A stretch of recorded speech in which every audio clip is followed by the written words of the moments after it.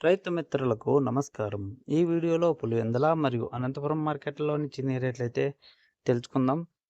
ఈరోజు డేట్ విషయానికొస్తే ఈరోజు ఆగస్టు 26 తారీఖు 2026వ సంవత్సరం. ఇక ముందుగా పులివెందుల మార్కెట్ గనుక చూసినట్టయితే ఈ మార్కెట్‌లో రేట్లొచ్చేసి రూ. 9,000 తానుంచే మొదలైంది. మధ్యస్థంగా వచ్చేసి 12,000 అయితే పోయింది.